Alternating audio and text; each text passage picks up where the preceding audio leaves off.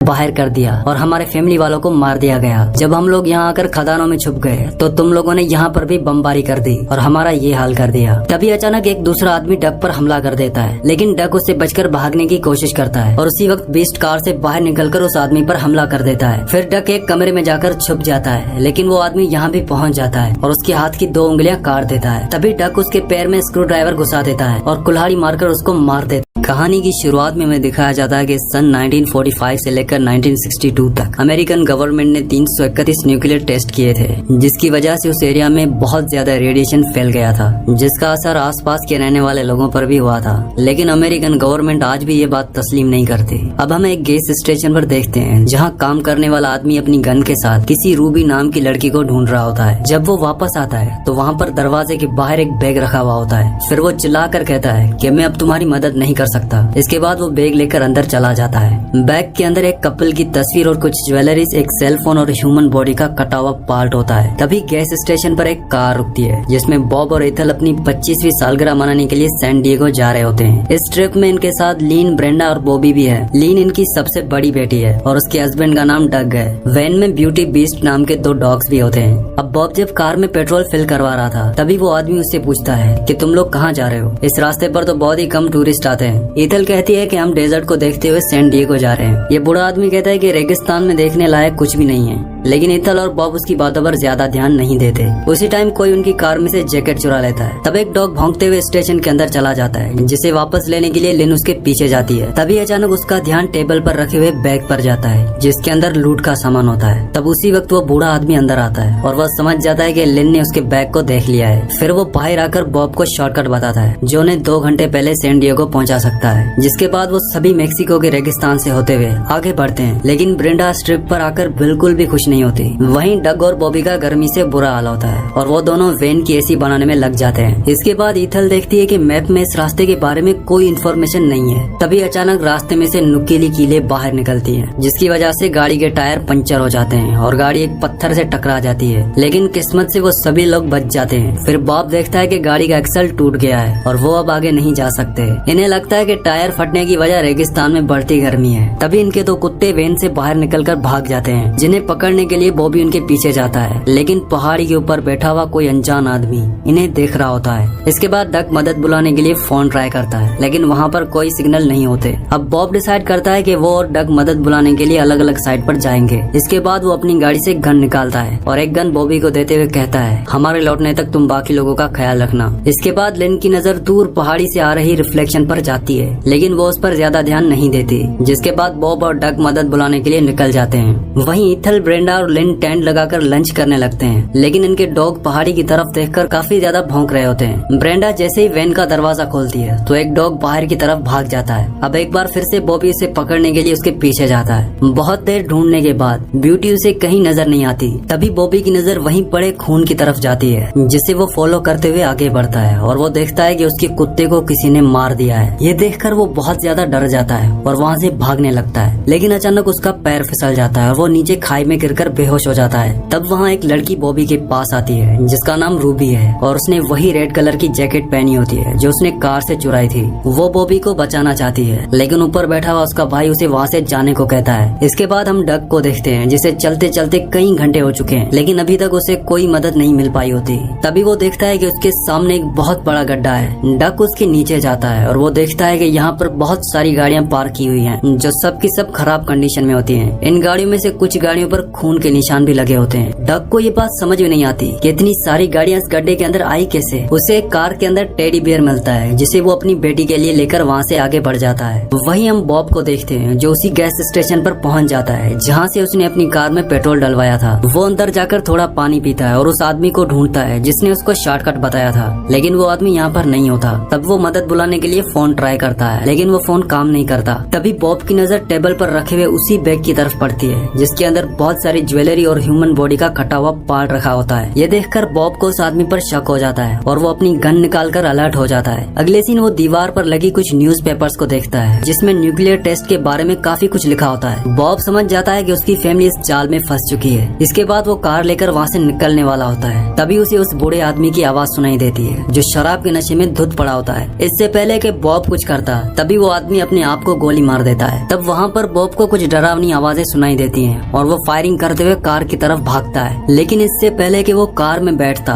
तभी वो देखता है कि कार में कोई और आदमी बैठा है जो उसे बहुत बुरे तरीके से मार के बेहोश कर देता है और उसे अपने साथ खदान में ले जाता है। वहीं हम बॉबी को देखते हैं जो अभी भी बेहोश पड़ा होता है, लेकिन रूबी अभी भी उसके पास बैठी होती है। दूसरी तरफ ब्रेंडा उसे ढूंढते हुए हर जगह आवाज देती है, जिसकी आवाज सुनकर रूबी वहाँ से भाग जाती है। अब जब बॉबी को होश आता है तो वो अपने आप को वैन में पाता है। ईथल उसके जख्मों पर दवाई लगाती है और पूछती है कि तुम वहाँ पर गिरे कैसे, लेकिन बॉबी किसी को कुछ नहीं बताता। तभी उन्हें वैन के बाहर कुछ हलचल सुनाई देती है, जिसके बाद बॉबी अलर्ट हो जाता है और सभी लोगों को वैन में रुकने के लिए कहता है। फिर वो देखता है कि उसका दूसरा डॉग चेन तोड़कर भाग गया है। ये देखकर बॉबी और ज्यादा परेशान हो जाता है। तब उसी वक्त डक भी खाली हाथ वापस आ जाता है। वो बताता है कि यहाँ से 5 किलोमीटर आगे जाने के बाद रास्ता खत्म हो जाता है। उस गैस स्टेशन वाले बूढ़े आदमी ने हमसे झूठ बोला है। ये सुनने के बाद सभी लोगों की टेंशन और बढ़ जाती है, क्योंकि बॉब अभी तक वापस नहीं लौटा होता। डक कहता है कि हमें थोड़ा और इंतजार करना चाहिए, उसके बाद हम बॉब को तलाशने निकलेंगे। इसके बाद ये सब लोग सो जाते हैं, पर बॉबी को नींद नहीं आ रही होती। उस हादसे के बाद वो काफी ज्यादा डरा हुआ होता है। वो अपने डॉग को बाहर तलाशने जाता है, लेकिन तभी 2 लोग वैन के अंदर आ जाते हैं जो दिखने में काफी अजीब तरह के लग रहे होते हैं। उधर बॉबी डरा हुआ डक के पास आता है और उसे बताता है कि हमारे आसपास जरूर कोई छुपा हुआ है। उन्होंने हमारे डॉग को भी मार दिया है, लेकिन मैंने ये बात सबसे इसीलिए छुपाई क्योंकि मैं किसी को डराना नहीं चाहता था। तभी उन्हें बॉब के चिल्लाने की आवाज सुनाई देती है, जिसे उन कैनिबल्स ने जिंदा जला दिया होता है। इसके बाद सभी लोग बॉब को बचाने के लिए उसकी तरफ भागते हैं, लेकिन 2 लोग जो वैन के अंदर थे वो दोनों ब्रेंडा के साथ जबरदस्ती करते हैं। उधर डक और बाकी लोग आग बुझाने की कोशिश कर रहे होते हैं, लेकिन ये लोग बॉब को नहीं बचा पाते और उसकी मौत हो जाती है। तभी लिन ब्रेंडा के चिल्लाने की आवाज सुनकर वैन के अंदर आ जाती है और देखती है कि उसकी बेटी उन अजीब से दिखने वाले लोगों के पास होती है। वो उन पर हमला भी करती है, लेकिन वो छोटी बच्ची पर गन पॉइंट कर देता है और वो लिन के साथ बदतमीजी करता है। तब ईथल जैसे अंदर आती है तो वो आदमी उसे शूट कर देता है। जब लिन उस पर हमला करती है तो वो उसे भी गोली मार देते हैं। गोली चलने की आवाज सुनकर डग और बॉबी भी वैन की तरफ भागते हैं। बॉबी उन खूंखार लोगों पर पीछे से फायर करता है, लेकिन वो दोनों बचकर भाग जाते हैं। फिर डग देखता है कि उसकी बेटी यहाँ से गायब है और उसकी वाइफ लिन की डेथ हो चुकी है। वहीं ईथल भी गोली लगने के बाद ज्यादा सरवाइव नहीं कर पाती और उसकी भी मौत हो जाती है। अब वैन पर सिर्फ बॉबी, डग और ब्रेंडा बचते हैं, जिन्हें यह समझ नहीं आता कि हम यहाँ से कैसे निकले।